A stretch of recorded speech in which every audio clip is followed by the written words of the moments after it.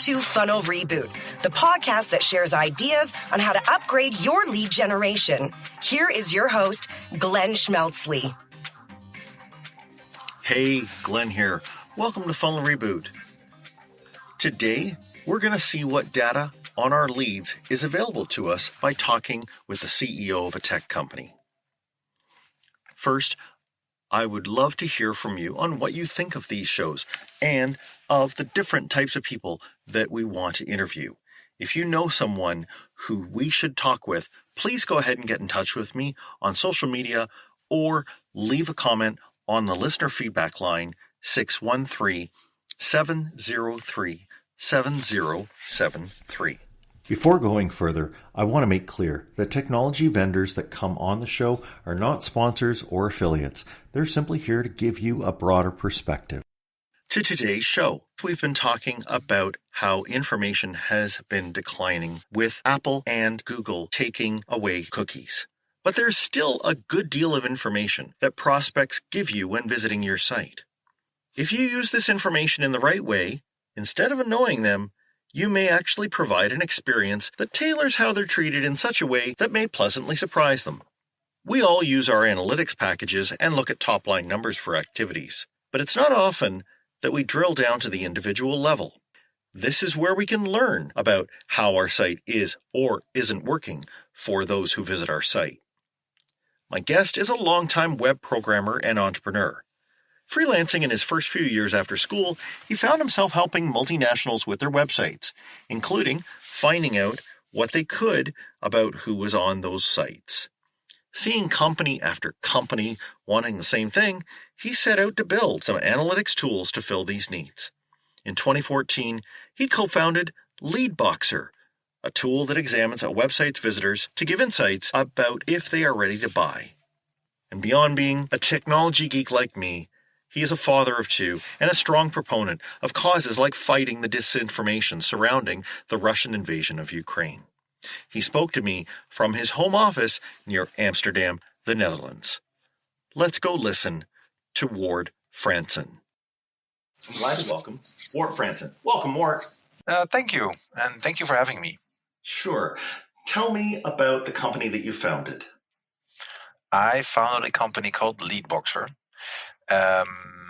And that's close to 6 years ago. Wonderful. That's great. And we'll get into that, but let's start more broadly with the idea that Leadboxer was aimed at and which other tools also aim at, and that is looking at what data is available to marketers and people in sales about the prospects that they're hoping to sell to.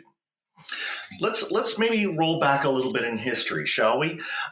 We have information. All of us know that we can pop open our analytics tool and we can get some very high level information about where the people are that are on our website, what they're looking at, but it's pretty limited beyond that. That's not always the way it was, right? If we roll back, there was more information. I distinctly recall more information about who was on our website. Do you remember those days? Well, I guess so. I mean, there were some days a long time ago where we had tools where we were able to, look at IP addresses and figure out who they were and maybe assign names to them. Is that what you're referring to? For sure.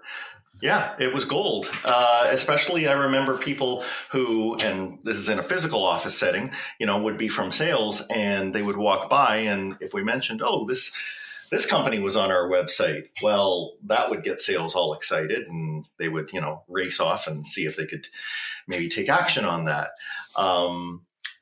That did go away for us, at least on the core analytics tools such as Adobe and Google, right? Yes. That they moved away from that. Okay. So, but does that mean that data just disappeared? What's the story there? No, that data is still available. It's just that Google decided, or Adobe decided to not show it anymore. primarily on global privacy concerns.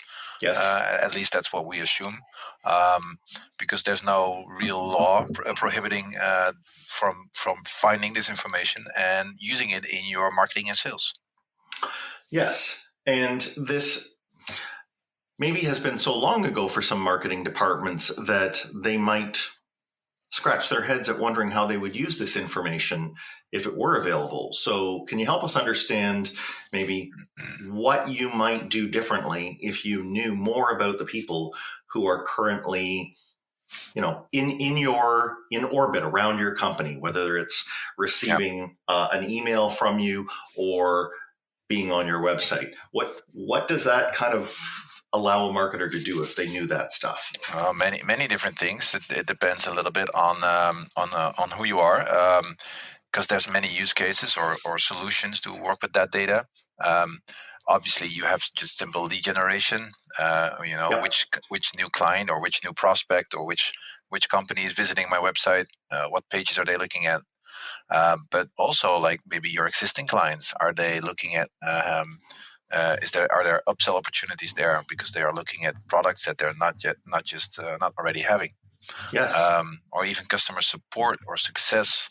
If an existing customer is looking at your help pages, you could proactively reach out and figure out if they need help. There's more, but that's like an upsell opportunity is also, for example, when you have it's not really upsell, it's more like a sales opportunity. So maybe you have a big account you're working on. You send them a proposal. You don't hear anything back. Maybe you already send them a couple of follow-up emails. And then all of a sudden you can see that they were on the site, maybe with 4 different people. You will know that they have had a meeting on it. And then that's right. You can do your quick follow-up then. Yes, very good point.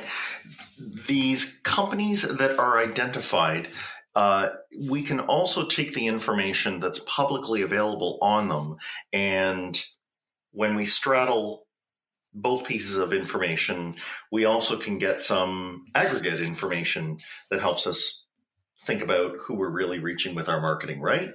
Yeah, definitely. I mean, there's a lot of what we call firmographic information for each of the companies that's in your audience, and then obviously we can map that out in a dashboard, like with the industry, the company size, the revenue, all these metrics that are available. To give you an audience for each campaign or for each channel or for each post. Very good. So this is telling me who is really being reached by my messages, by what they're doing to engage with me versus who I think I'm reaching. Yes. Right. Yeah. Okay. Yeah. And this can be rather eye-opening. I know of personal experience with people who will be on LinkedIn, and whether it's organic or paid, they're putting out messages. And even in the paid side of things, they're saying, but I'm targeting companies of this size. And then, of course, when you pull up the information, you sometimes have to give them the cold shower news that, who is really responding is not who they think they should be reaching. That's true. That's very possible. Yes. When you have this kind of information, as you said, you can even do it by channel and by campaign. Just let's drop for a moment into a little bit more of a technical level. How is that done?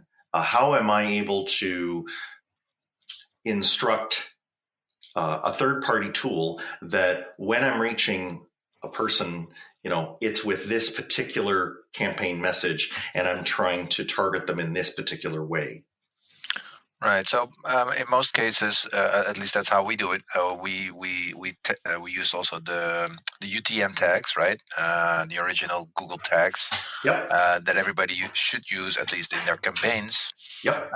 We just piggyback on that technology, use that information as well, and then you can just basically apply a filter on any of these campaign tags or channels or medium, and that will allow us to filter the visitors based on that information. Right. And again, it's then if you apply that against other information you already have, maybe how many qualified leads you're getting, this information. I think what's deceiving about this, Wart, is that this is pretty simple stuff to do. This is not rocket science. And yet the insights that you can glean from this information, they are powerful. That's true. It's true. It's not rocket science, but it can be a lot of work to do it manually, right? It's just you need to be able to identify those visitors. You need to be able to enrich those visitors. You need to be able to apply filters on their behavior or on their profile information, and you visualize that data or report on it. So there's many of these little steps that you need to do in order to get that information out. And then, obviously, in the end, it needs to go somewhere, right? It needs to be pushed to a person or a system or tool so that they can act upon it. Great point. Let's talk about that filtering, because that acknowledges a reality. At least every B2B company is aware of this reality, and that is that just because there is some activity that they notice and it's coming from a certain prospect or existing buyer, we should not imagine that all of them are ready to buy all at once. Yeah, no, exactly. That's a good term. The ready to buy. Who's ready to buy? That's one of our taglines, because we are obviously trying to figure that out. So if you match the profile of the lead with their behavior, and then obviously, and this is different for every company, right? So some companies, they want to jump on a lead right away. Some companies have like a sales cycle of half a year or maybe longer. Right. Then waiting until the timing is right can be maybe after 6 months or even after they download a specific white paper. So you wait for that signal before they become qualified. That's right. Sales time is expensive, and these are things that sometimes they can mean a customer is ready or a prospect is ready, but sometimes they don't. And this is where the notion of scoring comes up, right? Also, yes, scoring is very important. Scoring is a little bit of it's an easy concept, but it's quite hard, I think, to practice or to put into practice, because there's many different use cases, obviously, right? You can score new leads or score existing leads or score upsell opportunities, etc. But also, scoring is sort of like, so we say you have filters and you have scoring, and with filters are sort of more or less black and white, right? So you can filter out people who are just not interesting, right? They disqualify themselves immediately from being from a specific country or being looking at your jobs opportunities instead of actually your product pages. That's right. But then they use a university student email, not a work email. Exactly. So you should be able to remove those from your list of leads automatically, automated. And then the scoring is more or less to give ranking inside this list. Sales, as you mentioned, sales time is expensive. Salespeople are usually more than happy to work with the low-hanging fruit. So you want to find that low-hanging fruit, and by scoring, you basically get the low-hanging fruit to the top, and they can work on that first. Right. Yeah, it's very pragmatic. Just allow the ones that have let's call it a preponderance of evidence to show that they're ready to be there. Let's take a moment on that for a second, because I'm hearing something, and it's not out of necessarily your company. It's out of more the quarter of companies that sell intent-based data. But let's talk for a minute about just how much weight to put on information. There are certainly gobs of data out there on the internet, and there are companies that are selling that information. Some ones that come to mind would be like Clearbit or ZoomInfo, Leadfeeder, 6sense, Demandbase. There's a lot of them. But the message that I think marketers might hear, maybe it's because they choose to believe it, is that just by having this information that they will know exactly which of all of the people who are on their website are in that ready to buy mode. Do you endorse that? Is that your position on how we should treat this information that is, collected from the highways and byways of the internet about what our prospects are doing? Yeah, it's hard. I mean, so the buyer intent data, Yeah. there are again, yeah, we use the term first party buyer intent data and third party buyer intent data, right? So Tell me third about party, that. well, so third party we see as data you buy indeed from a company that has maybe collected this information from other blogs or other sites that they have contracts with, and it tells you a little bit about the interest of a specific company, right? And they don't tell you who, they don't tell you which department, they don't tell you anything like that. It's just like this company has interest in this product because we seen that they're hiring people for it, or they are reading blog posts. Um, but then you have the first party intent data, which is obviously the real person visiting the website and looking at a specific product. That's what we measure, right? So we don't actually measure the third party intent data. Right. And we think it's more valuable, obviously, because it really tells you this person is interested in this product. But again, so the companies that sell third-party data, I think it has value, but only if you're selling like corporates or selling big products to other corporates. Yeah, I agree with that. There's a place for both.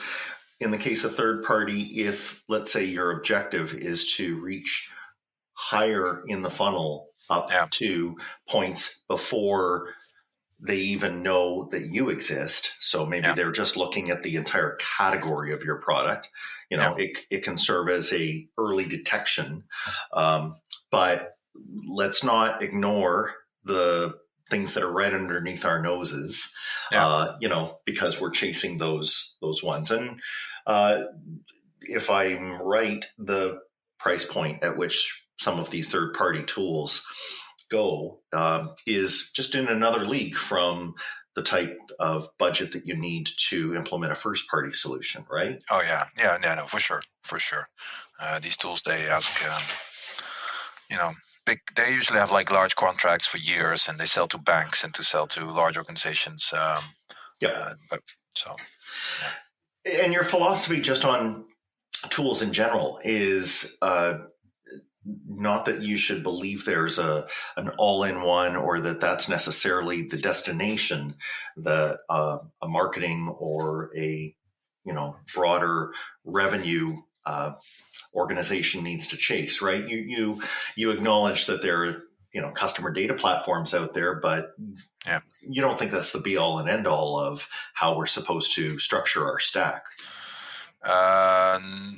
No, I mean it depends a little bit, quite a lot on the company that you're talking about. Obviously, CDPs have value, but it's certainly not the beginning or the end of your stack. No,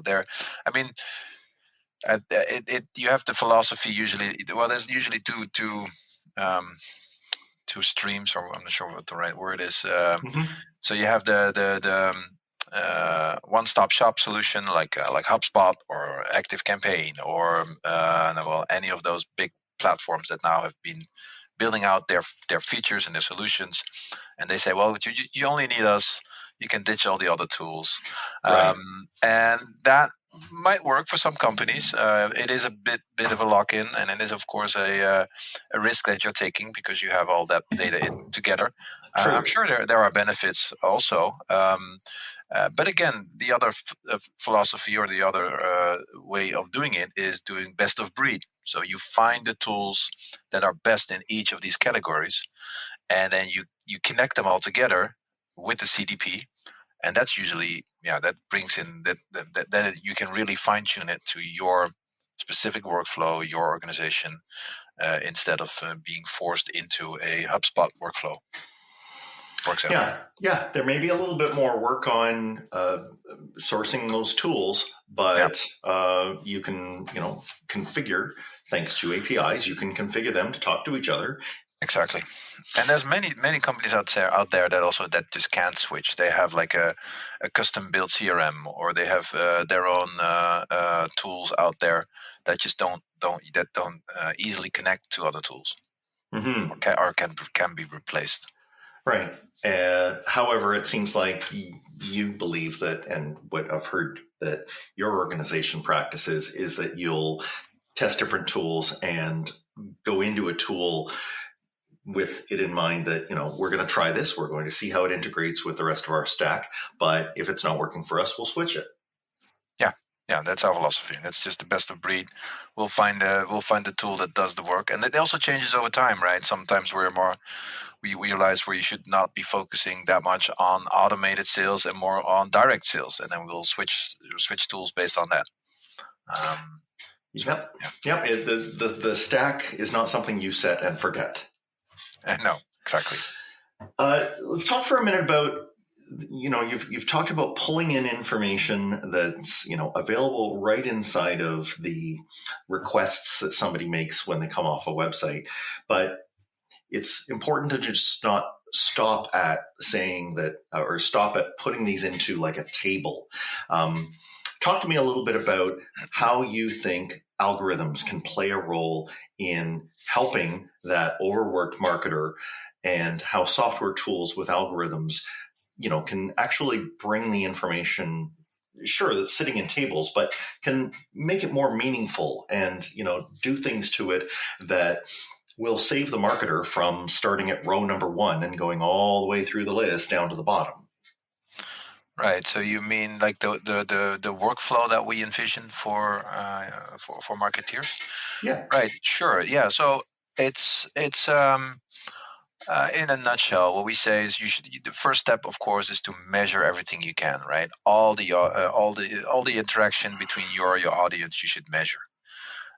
It could be email, it could be website, it could be forums, it could be chat. Could be even everything should be measured, right? Yep. All that information should then come together into a single platform or a single location where you can create a customer journey or a history that is complete. Once you have that, you can start identifying the individuals and the companies. Once you have a good list of all these identified companies and individuals, you can apply filters. So you get rid of the noise. Yep. So that's already like an algorithm sort of. It's like filtering out the data. Then you get like a clean list. And then you can have a look again on at behavior, right? So you can say, okay, I want to see everybody that only is from a specific company size with a specific industry that has been on the site 2 times. They have looked at the pricing page and downloaded this white paper, and only then, please give them a status of MQL.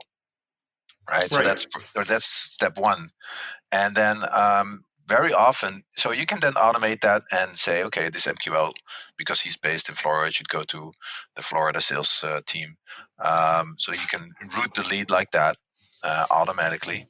But what we also see is often that this is still too early to send it to sales, because people don't want to pollute their CRM. Right. And that's what we've seeing a lot is with our clients, that they come to us and they say, well, I have thousands and thousands of old and expired leads in my CRM, and I'm spending a lot of time cleaning them up. I don't want my leads to go into the CRM as soon as possible. I want to really be able to say, this is a qualified lead. It should go to my CRM. Right.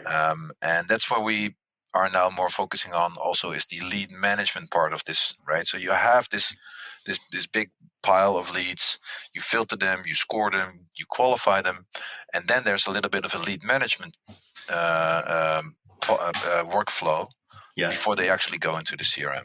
And it could be like a human checking it up. Is it really this company? Is it really this person? Are they really qualified? Or you can automate all that stuff. before they really go to a salesperson. Got it. So, and the filters there and the algorithms are narrowing down what a human needs to review. Exactly. Yeah. Want to get your take on something novel in this, and that is this is more just of a concept, is remembering that as we move over into the CRM, that let's say the sales organization has an expected revenue amount, right? In the world of SaaS, there's acronyms like average order value or the customer lifetime value, right? So these are revenue numbers that we pin on, that anonymous, but the ideal customer, right? We kind of imagine they're happening. Do you believe that we should start bringing dollars in to how we're looking at these leads to help us maybe think about, if I'm going to move it to that new status, I'm saying by that it's ripe enough that I could now make an expectation of getting that revenue out of it. Otherwise, I should hold it back because I know that there's going to be real sales effort to try and work on that lead, and I don't want to waste our money. Sure. Well, if you have a good working funnel and you can actually say that you have a good accurate number of how much a specific lead on average is worth, then I think it could be quite useful information. Obviously, you need some kind of feedback mechanism where you, in the lead generation, already know these kind of leads, they close with this kind of deal value. So you can actually calculate an average and that kind of stuff. You just made a huge point there, right? So that information that we talked about earlier with UTM tags and understanding your channels. Not only have we started, if we're looking at the revenue on them, not only is that important, but let's not forget it cost us money to acquire them in the first place. And, that we may want to track that. And I think it's within the realm of possibility that we can get down to understanding what the margin between expected revenue on a qualified lead is and the expected cost. The margin is the revenue minus the cost. But I think that is within reach for organizations if they're willing to hold on to data that allows them to do it, and if they're willing to curate it, right? It takes a fair bit of forethought and organizing, and as you say, workflow to figure out how this information could be useful. But the information's there, right? Yeah, obviously. Well, I mean, not obviously. It should be, but it's not always there. Right. It's you need discipline within the team to put in those numbers to make sure that the deal that is one that the information goes back to the other tools, and back to marketing, so that marketing can then say, okay, hey, we have these deals that closed. Which campaigns did they actually come from, right? I mean, which campaigns brought in those winning deals? Yes. And if you want to know that, you need the full circle. You're bringing us back to that. Yeah, you call it feedback circle. The word that I see it used by, and this is something that the best tools, the ones I consider to be the best out there, all have, even though it's a very simple thing, is a tag. Right? Yeah. A tag can be incredibly powerful if, let's say you've, worked, let's say you huddled in a room with your coworkers and you've said, when we say something reaches this threshold, we all agree that we're going to put this tag on it. Yeah. Right. And when you do that, then that tag starts to possess almost magical powers. Right. Yeah. No, that's true. And so that's you need to be able to tag stuff. Yeah. And then things like reports, show me all of this that was tagged that, or show me by time period when I was doing this and they reached this tag and then I changed to doing that sort of thing on my website. Did the number of people that went from 0 to tag status, did it happen faster? Did it happen to a larger number? If I'm tracking the money, did it happen for less cost? Yeah. right? Yeah, no, those are all very good questions to ask, and obviously it's not easy to answer those questions, I think. But it would be the ideal goal to have that have those questions answered. So, as someone who sells into organizations who use this kind of information, you have a ringside seat to understand what kind of resources a company has put into what kind of people they have on board that are ready to use this tool. As we've said already, tools by themselves, they will just lay there unless you've got active things and rules set up in them. Yeah. Tell me a little bit about what, for you, the ideal client organization looks like, and what kind of skills are inside the shop so that your tool can really, perform wonders for them. Sure. So, well, for starters, you need like active marketing, online marketing presence, right? So you need to be able to have a website. It needs to have traffic, and you need to do campaigns or email campaigns, or so you need to somehow collect information about your audience. That's a requirement for our tool, at least. Mm-hmm. And then you need people who can who do campaigns, and who can create campaigns, basically create the demand generation, or do the demand generation to fill the top of the funnel of the leads.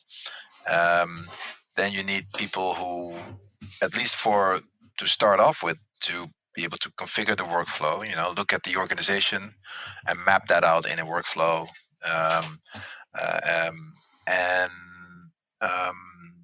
At the end, you need, of course, the salespeople who are willing to look at a lead generated from marketing like this and do something with it, right? I mean, we've seen clients where we generate fantastic leads, but they just stay on the shelf because there's nobody picking them up for one reason or another. Yes.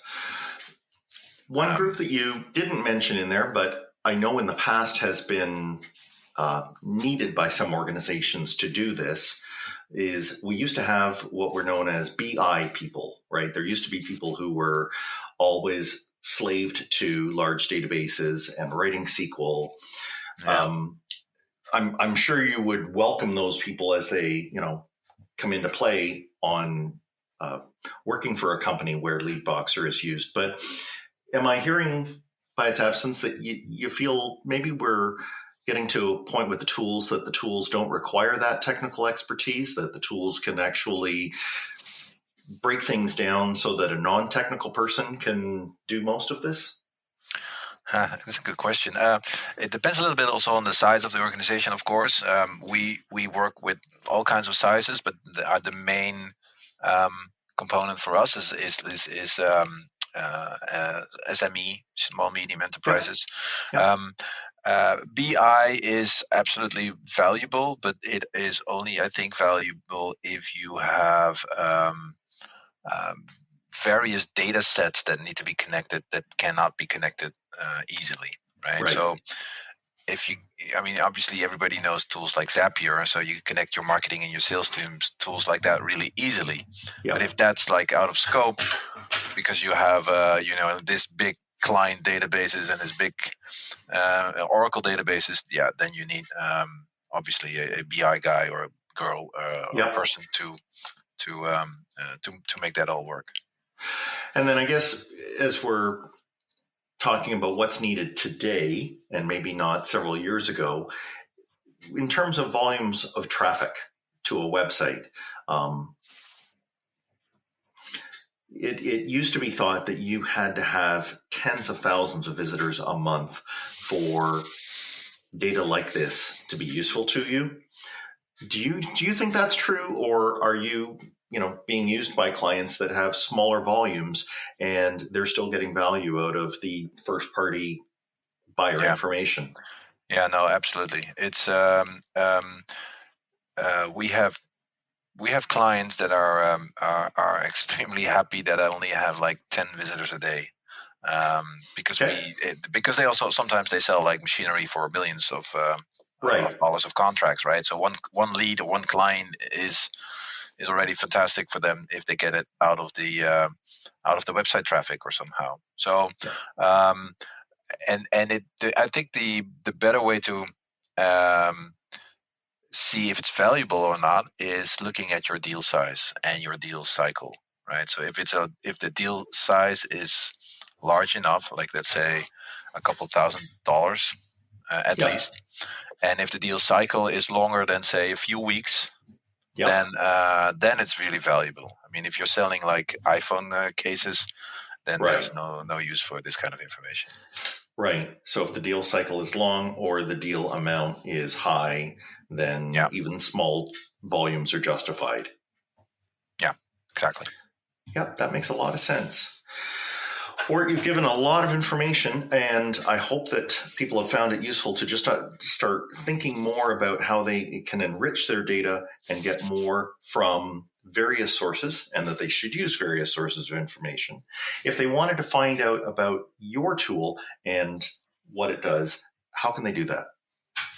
Well, obviously, main port of entrance is, of course, the website leadboxer.com. And the various social channels, but I think the website is best. There's a big talk to me or talk to one of my colleagues button on there. Perfect. And that should be, we'll be more than happy to just give you a demo or just talk to you and see if it's a good fit or not. And let's say that someone isn't even at the point where they would like a demo. Is there one piece of advice that you would like to leave with them? One thing that they could try or even, go look into their existing tools and just get them started along this journey? That's a good question. Well, I mean, everybody's using Google Analytics, and one thing you should make sure, and I've already said this earlier in the beginning, make sure that you tag all your campaigns correctly with the UTM tags. That already brings so much value, so that you can actually see where the traffic is coming from.